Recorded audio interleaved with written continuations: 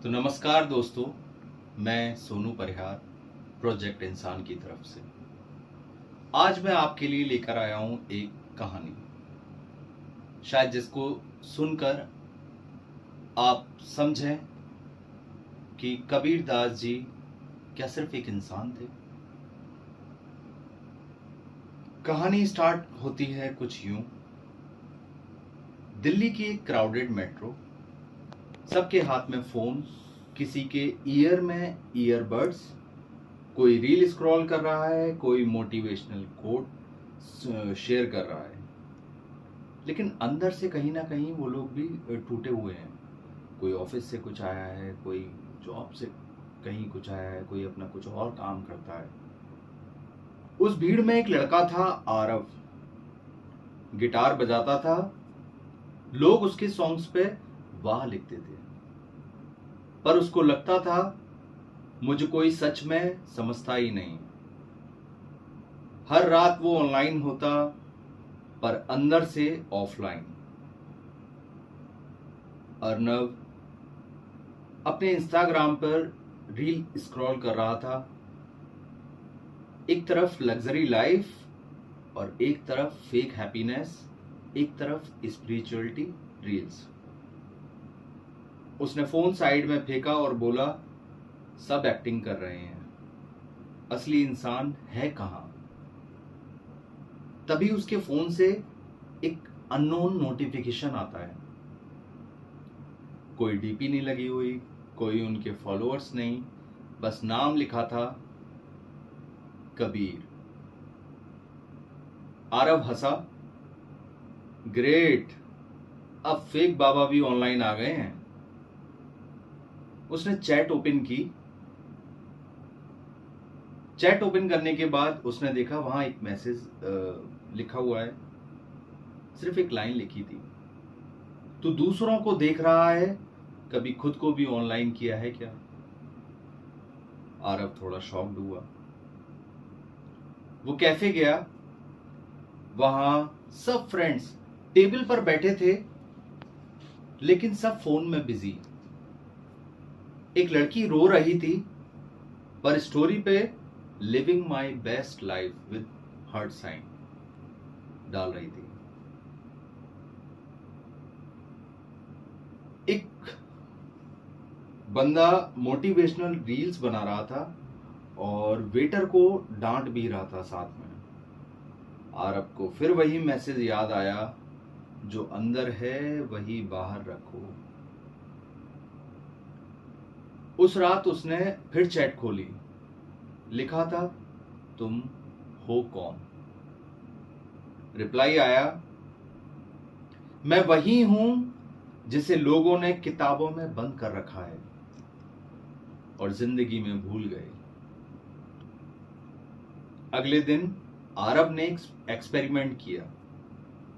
उसने पूरा दिन बिना फेक स्माइल के गुजारा। जब उदास था तो एक्सेप्ट किया, और जब खुश था तो खुशी मनाई। उसने पहली बार अपनी मां के साथ बिना फोन के चाय पी, कुछ बिस्किट खाए। उसने रोड पे एक अंकल को, जो कि बहुत शायद प्यासे थे, उनको जाकर अपनी बोतल से निकालकर पानी भी पिलाया। उसने एक दोस्त को कॉल किया, सिर्फ पूछने के लिए, भाई तो ठीक है ना?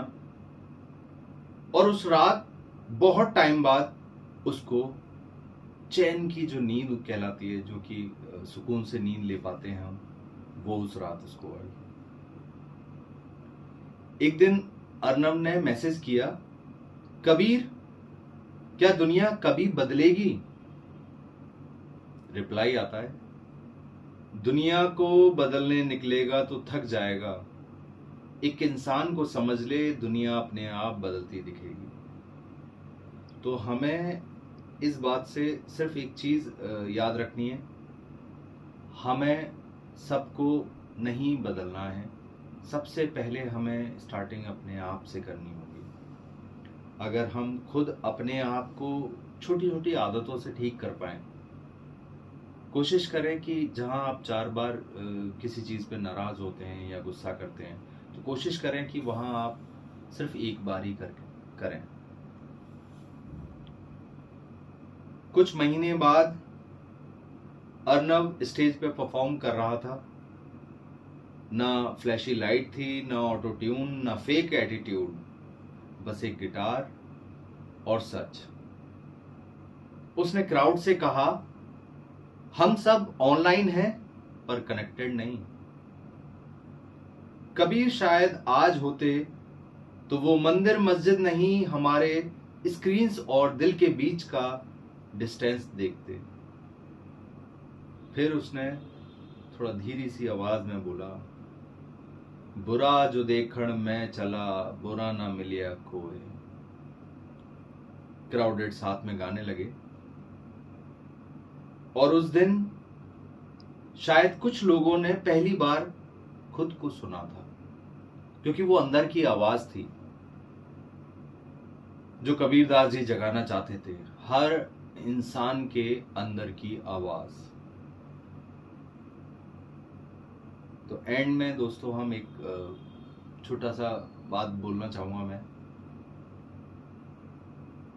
कबीर मर नहीं गए, बस हमने उनकी आवाज के ऊपर नोटिफिकेशन चढ़ा दिए हैं।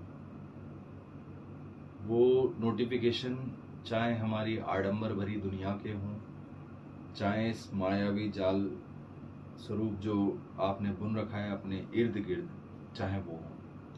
तो मैं आप लोगों से सभी से रिक्वेस्ट करूंगा कि कुछ टाइम के लिए ही सही, लेकिन सिर्फ अपने आप को बदलने की कोशिश करें, ना कि पूरी दुनिया को। दुनिया धीरे धीरे अपने आप ही चेंज होना शुरू हो जाएगी, ये आपको दिखने लगेगा। सो धन्यवाद।